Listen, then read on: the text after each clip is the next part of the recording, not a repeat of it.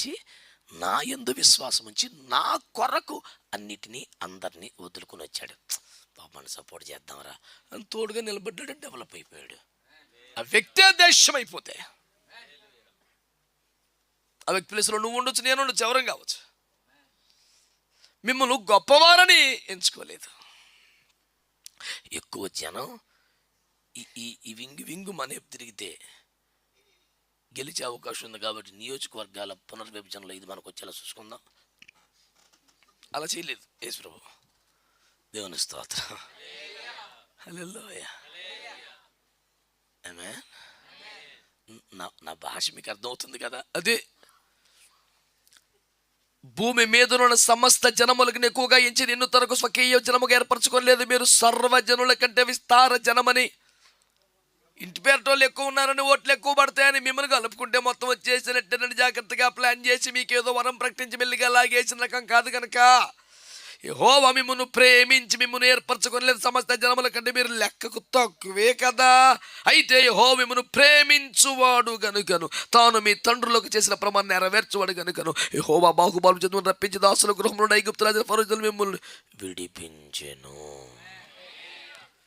ఇందు మూలముగా తేలిన ఫలితార్థమేమనగా మీ బలమును బట్టి కానీ, శక్తిని బట్టి కానీ, సంపదను బట్టి కానీ, జనసమూహమును బట్టి, లెక్కకు విస్తారమని కానీ, ఎందును బట్టి కానీ మిమ్మును ఆయన ఎంపిక చేసుకొనలేదు కానీ ప్రేమ చేతనే ఏర్పాటు చేసుకున్నాడు.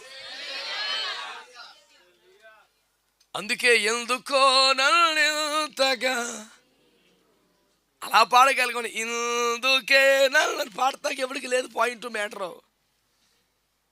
We cannot say that. You got my point? ప్రేమ జనం ఎక్కువనా, తెలివి ఎక్కువనా, సంపద ఎక్కువనా, భూభాగం మంచిదనా, వచ్చి చవిటి పర్ర ఇసుక పర్ర చిరాకు వచ్చేది ఆ దేశం వెళ్తే మీకు అందులో పండేస్తుండేది. అర్థం సారవంతమైన నేల కన్నా అపరిమితంగా పండేస్తుంటుంది అన్నిటి. టెక్నాలజీని బెస్ట్గా వాడుకుంటున్నారు.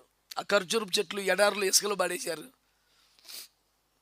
వాటికన్నీ ఏంటిది డ్రిప్ ఇరిగేషను, బిందు సేద్యం, అవి కూడా మొవ్వలో పెట్టాడు. మొదల్లో కొన్ని పెట్టాడు, మొవ్వలో కొన్ని పెట్టాడు. ఆ మొవ్వలో అన్ని ఎలాంటి సెన్సార్లు పెట్టారంటే అది వాటర్ డ్రై అయితే కనుక రైతుకి అలారం వస్తుంది. నాకు తేమ శాతం తగ్గిందని వీడి దగ్గర అలారం అవుతుంది. స్విచ్ ఆన్ చేస్తాడు. ఉత్తినెందుకు నీళ్ళు వేస్ట్ అని కరెక్ట్గా ఆ స్థలంలో నీరు పడేలాగా సెటప్. ప్రపంచంలో బెస్ట్ ఫ్లవర్స్ ఒక ఫ్లైట్లు కొద్దీ ఎక్స్పోర్ట్ అవుతాయి. ఫ్రూట్స్ ఎక్స్పోర్ట్ అవుతాయి. పాలు బేభత్సం, మిజైల్స్ బేభత్సం, బెస్ట్ ఎనీ టెక్నాలజీ బేభత్సం. వెన్నుపూసలాగా ఉంటుంది జానాబెత్తడి దేశం. ఈస్ట్ గోదావరి పరిమాణం కంటే తక్కువ, ఒక హైదరాబాద్ జనాభాలో సగం మొత్తం దేశం కొడితే 175 నోబెల్ ప్రైజులు వచ్చినాయి ఇప్పటికి. ఎందుకు చెప్తున్నాను ఇదంతా? దేవుడు సపోర్ట్ చేస్తే లైఫ్ అలా ఉంటుంది. మా కుటుంబం చిన్న కుటుంబం అండి, మాకు పెద్దగా ఎవరు సపోర్ట్. దేవుడు నీ పక్షముగా ఉంటే నీకు తిరుగుండదు నాన్న. దేవుడే నా పక్షమయుండగా, రక్షణ దుర్గమయుండగా. ఆ పాటలన్నీ మీకు వచ్చినట్లేవు. అంత అప్రయత్నంగా మన ప్రమేయం లేకుండా కదిపేసే ఒక మ్యూజిక్ కలిగినటువంటి ఒక సౌండ్ పొల్యూషనే నేటి సంగీతం అనిపించుకుంటుంది. I'm so sorry. శబ్ద కాలుష్యం పేరు సంగీతం కాదు. సీరియస్గా వినండి.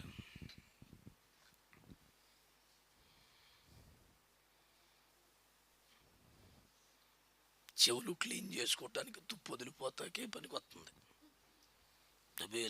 దబేలు బాక్సులు గుద్దేస్తుంటే అన్నీ.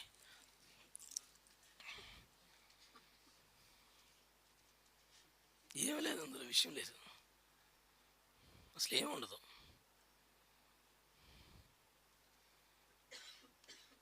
మళ్ళీ ఏదంటే నా మీద పడి అడుగుతారు. అది యేసయ్య పాట అని మనకు చెప్పాలి ఒకడు, లేకపోతే అది యేసయ్య పాటను గుర్తుపట్టలేము. అంటే లోక పదాలు మారు మనసు లేని పదాలు, వెకిలి మాటలు, పనికిమాలిన భావనలు,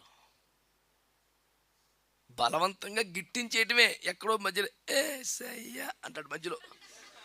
ఓహో ఇది మందే అనుకోవాలి మనం. ఈలోపు ఆధ్యాత్మిక పరిమళం కానీ సుగంధం కానీ దానికి ఏమి ఉండదు. ఇప్పుడు బైబిల్లో ఎఫెసి పత్రిక కానీ కొలసి పత్రిక కానీ ఆత్మ సంబంధమైన సంగీతం అన్నాడు. పనిగట్టుకు ఎందుకు అన్నాడు? అది భక్తి సంగీతంగానే ఉండాలి. ఏదో లౌకికంగా ఉండకూడదు. ఆ ప్రభావం, ఆ పరిమళం దీనికి అంటకూడదు. సేక్రెడ్గా ఉండాలి, ప్రత్యేకంగా ఉండాలి. ఆ ప్రీలూడ్స్ ఇంటర్లూడ్స్ ఏంటంటే అది ఏదో పాపిష్టి ప్రపంచంలో ఉన్నట్టు సన్నగా వచ్చేపాటికి తిప్పి తిప్పి తిప్పి కొట్టేపాటికి ఏసై అంటే అది మందేనా. తెలంగాణలో ఒక సామెత ఉంది, చెత్తలో పైసా ఇచ్చి ఏరుకోమంటాడంట. ధర్మం చేయబాబుని అడిగితే 10 పైసలు 10 రూపాయలు చెత్తలో ఇసురుతాడంట ఏరుకోని. ఈడిచ్చిన 10 పైసల కోసం ఆ చెత్త కుప్పంతా తవ్వుకుంటూ ఉంటే ఇప్పుడు సాయంత్రం దొరుకుతుంది అది. ఆ 10 పైసల కోసం చెత్త కుప్పంతా ఏరుకోవాలరా.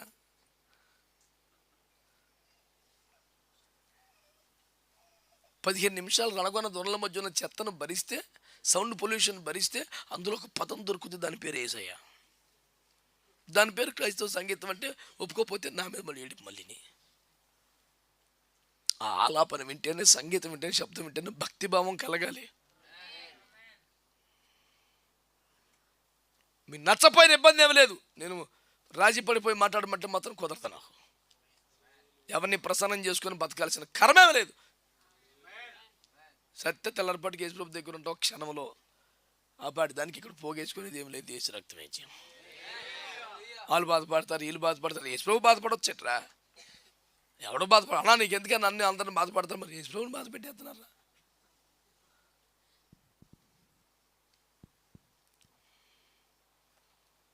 దేవుని స్తోత్రం. ఎందుకు ఏర్పాటు చేసుకోవడం మిమ్మల్ని? దేన్ని బట్టి? చదువా, కులమా, కుటుంబమా, అర్హత? చచ్చ ప్రేమ చేత. నిన్ను దేవుడు ఎందుకు రక్షించుకున్నాడు? నిన్ను దేవుడు ఎందుకు ఆశీర్వదించాడు? నీకెందుకు దేవుడు అభివృద్ధినిచ్చాడు? నీ కుటుంబాన్ని ఎందుకు పైకి తీసుకొచ్చాడు? నీ బిడ్డలు ఎందుకు దేవుడు కాపాడుతున్నాడు? నీతో ఎందుకు రోజు మాట్లాడుతున్నాడు? ఎందుకు తన ఆత్మాభిషేకం ఇచ్చాడు? ఎందుకు సత్తుగల సంఘంలో నాటాడు? ఎందుకు కంచికల తోటలు ఏర్పాటు చేశాడు? ఎందుకు అపోస్తుల పదవికి ఇస్తున్నాడు? ఎందుకు బండపై నీ పాదాలు కట్టాడు? ఎందుకు నేను ఒక ఆత్మ సంబంధమైన మందిరముగా అభివృద్ధి చేస్తూ ఉన్నాడు?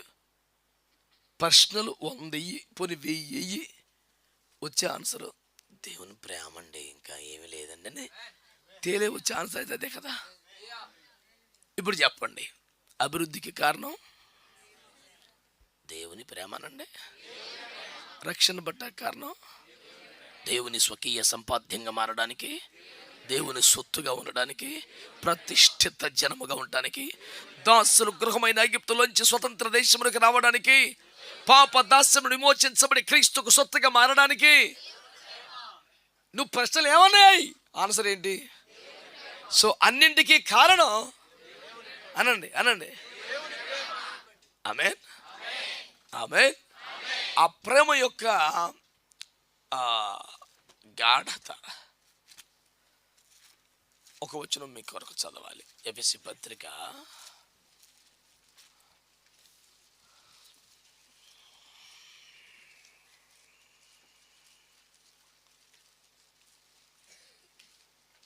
చూసారండి. ఎఫెసీ పత్రిక 1వ అధ్యాయం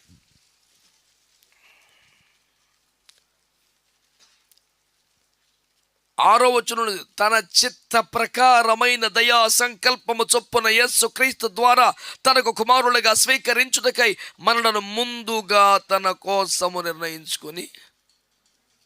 ఎప్పుడండి చెప్పండి? ముందుగా అంటే ఎప్పుడు? ఏమండి? మనము తన ఎదుట పరిశుద్ధులము నిర్దోషులు ఉండవలని జగత్తు పునాది వేయబడక మునిపే. ఇప్పుడు సృష్టికి ఒక ప్రారంభం ఉండింది కదా.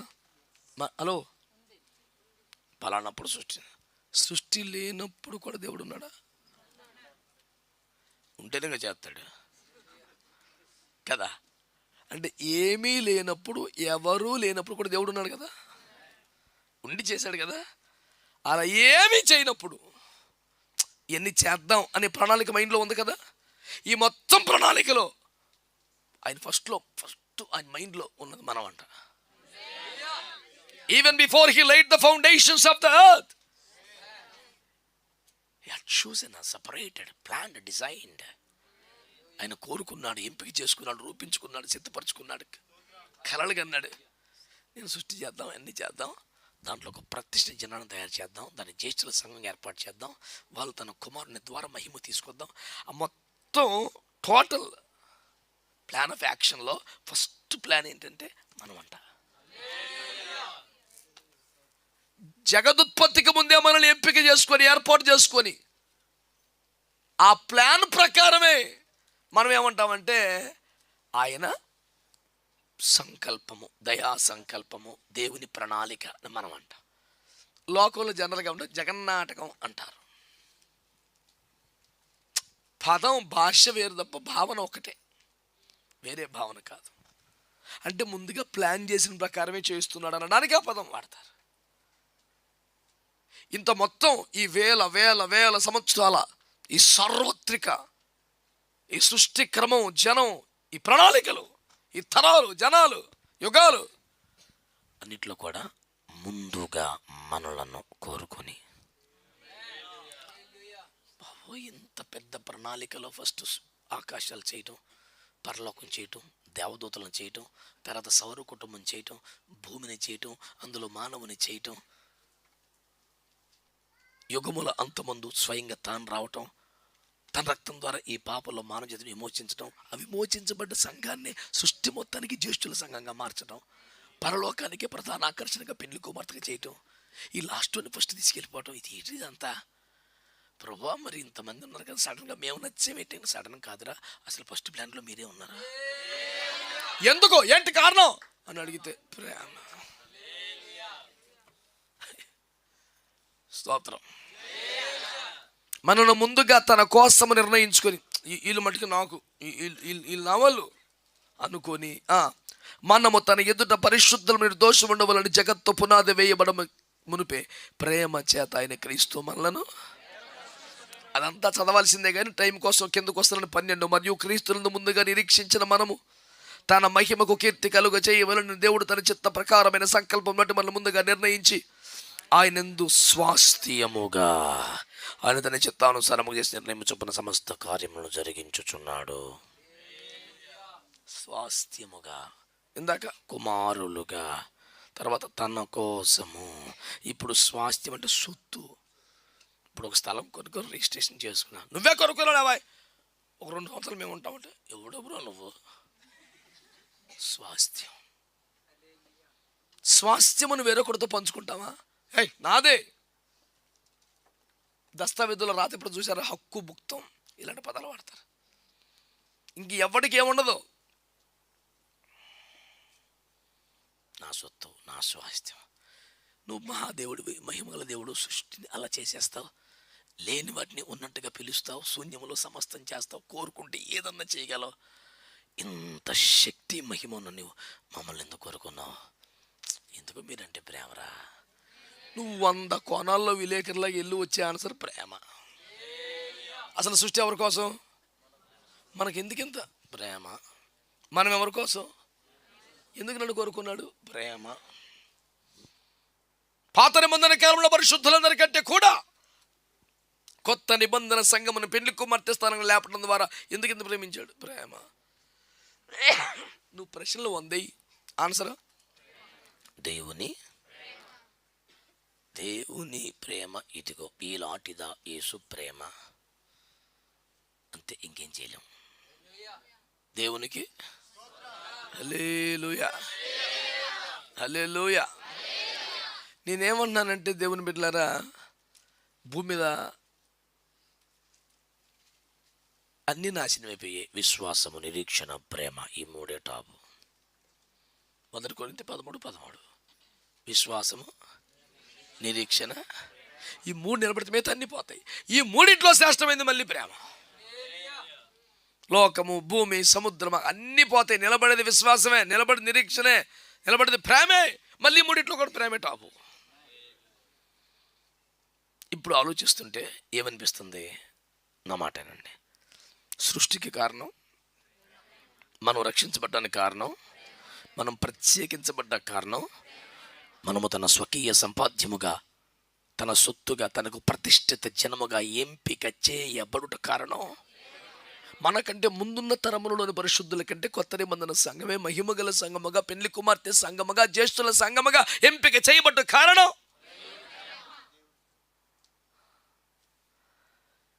ఏంట్రా బాబీ ప్రేమ? కొద్ది గొప్ప ఆ ప్రేమను గురించి ధ్యానించాలి, తెలుసుకోవాలి అనిపించదా? నా పాయింట్ మీకు అర్థమైందా?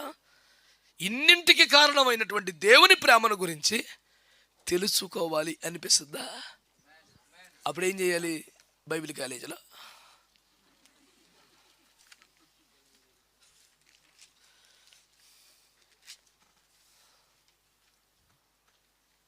జాయిన్ అవ్వాలి, అంతేగా. ఎఫెసీ పత్రిక 3వ అధ్యాయం, ఎఫెసీ పత్రిక 3వ అధ్యాయం 18 నుండి. క్రీస్తు మీ హృదయములో విశ్వాసంతో నివసించినట్లుగాను తన మహిమైశ్వర్యము చొప్పున మీకు దయచేయాలని మీరు దేవుని సంపూర్ణకు పూర్ణులైనట్లు ఇప్పుడు ప్రేమ యందు వేరు పారి స్థిరపడి సమస్త పరిశుద్ధులతో కూడదని వెడల్పు, పొడుగు, లోతు, ఎత్తు ఎంతో గ్రహించుకొనుటకు జ్ఞానమునకు మించిన క్రీస్తు ప్రేమను తెలుసుకొనుటకు తగిన శక్తి కావాలని ప్రార్థన. పౌలు గారు సంఘం కోసం ఏం ప్రార్థించాడు? స్వస్థపరచు ప్రభా, అందరికీ ఇల్లు ఇవ్వండి ప్రభా, అందరికీ బెంచ్ కార్లు ఇవ్వండి ప్రభా, అందరినీ పోషించడం, అందరికీ బంగారం ఇవ్వండి ప్రభా. అదేదో చేయనట్టు రేట్ అదే మధ్యాహ్నం చెప్పాను. ఆ మండ సీన్, నీ ముఖం మండ అన్నట్టు నాకు ఆ పదం తెలియదు, నాకు తెలియదు. నాకు మండ చేయను అంటే నాకు ఎంతకీ అర్థం లేదు. Bracelet super Telugu ఎట్టుకుంటున్నావా?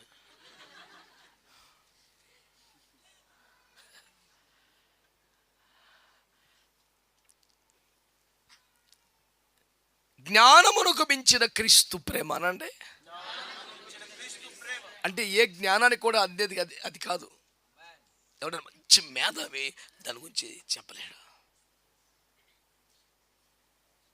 ఆ కాలంలో ధర్మశాస్త్రం ముందు ప్రావీణ్యత కలిగిన వాడు, ధర్మశాస్త్రంలో అనుందుడు అనిపించుకున్నవాడు, గమలీయేలు పాదముల వద్ద సబ్జెక్ట్ నేర్చుకున్నవాడు, పరదేశికి వెళ్ళి మ్యాటర్ నేర్చుకొచ్చినాడు. పౌలు గారే నా వల్ల కాదని చేతులు ఎత్తితే ఎవడు చెప్తారు దాని గురించి? ఇంకా అది జ్ఞానముకు మించిన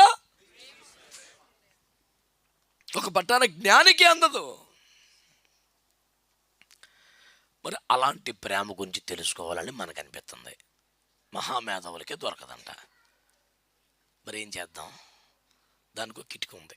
అదేంటంట, సమస్త పరిశుద్ధులతో కూడా దాని వెడల్పు, పొడుగు, లోతు, ఎత్తు ఎంత అంటే నువ్వు పరిశుద్ధులలో పాలివాడవకుండా, పరిశుద్ధతలో చేరకుండా, పరిశుద్ధులతో ఏకమవ్వకుండా, సహవాసంగా అవ్వకుండా, పరిశుద్ధులతో కలిసి ధ్యానం చేయకుండా, సింగిల్గా, సపరేట్గా, ఓన్గా నువ్వు ధ్యానించి తెలుసుకోలేని విషయం దేవుని ప్రేమ. ఛాన్స్ లేదు. సమస్త పరిశుద్ధులతో కలిసి ధ్యానం చేస్తేనే తెలుస్తుందండి. వాళ్ళకైతే రేపటికైనా నీకు నువ్వు సపరేట్గా ఒక గదిలో పరిశుద్ధంగా ఫ్రెండ్గా ఉండి బుక్ పెట్టుకొని నోట్స్ పెట్టుకొని చదివినా నీకు తెలియదంట. దీని మీద డాక్టరేట్లు రాసి నువ్వు రాసేసి సర్టిఫికేట్ సంపాదించవచ్చు, కానీ నీకు తెలియదంట.